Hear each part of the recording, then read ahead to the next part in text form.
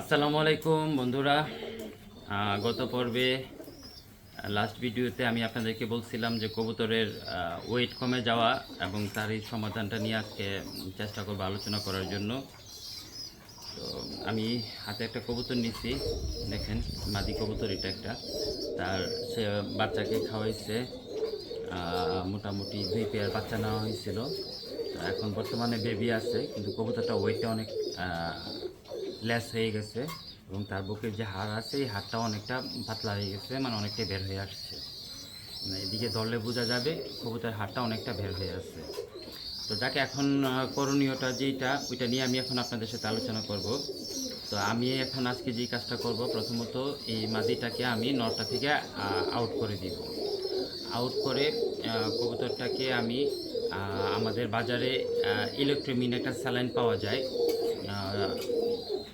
আপনি ইলেকট্রোমিন স্যালাইনটা আমি তাকে দিব। দেওয়ার পরবর্তীতে কবুতরটাকে আমি নর থেকে আলাদা আমি রাখবো। দেন কবুতরটাকে আমি ক্রিমির কোর্সটা আমি কমপ্লিট করব। করার পরবর্তীতে তাকে যেখানে একটু ছায়াযুক্ত পরিবেশ, হালকা রোদ আসবে, ওই পরিবেশে তাকে প্রতিদিন 3 থেকে 4 ঘন্টা আমি রোদ খাওয়াবো। হালকা রোদ, মিষ্টি রোদ যেটাকে বলে, মিষ্টি রোদের মধ্যে আমি তাকে রাখবো। পাশাপাশি কবুতরটাকে আমি প্রতিদিন এক বেলায়, সবাই খেয়াল রাখবেন, প্রতিদিন এক বেলা মাল্টিভিটামিন, মাল্টিভিটামিন বলতে অ্যাজ লাইক দ্যাট হয়তো বা কেউ ভাইটাল জিনটা ব্যবহার করতে পারেন। তারপরে তার পাশে কাভিক্সি আছে বা ক্যালসিয়াম যেটা ক্যালপ্লাক্স আছে, এই দুইটার কম্বিনেশন দিয়ে আমি কবুতরটাকে দিব। দেওয়ার পরবর্তীতে কবুতরটা ইনশাল্লাহ হয়তো বা 10-15 দিনের একটু রেস্টের মাধ্যমে কবুতরের আগের যে স্বাভাবিক যে ওয়েটটা আছে এই ওয়েটটাই ফিরে আসবে ইনশাল্লাহ। তো আমাদের যে আমরা যারা ব্রিড করি, আমরা প্রত্যেকেই কবুতরগুলোকে একটু খেয়াল রাখতে হবে।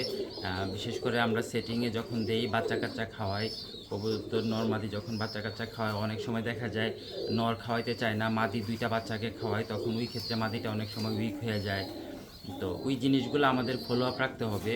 এবং যখন যে কবুতরগুলো একটু সমস্যা হবে, ওই কবুতরটার সর্বপ্রথম ট্রিটমেন্টই হচ্ছে নর থেকে তাকে আউট করে দেওয়া এবং তাকে আলাদা একটা যত্নের মধ্যে রাখা, তাকে সুষম খাবারগুলো দেওয়া।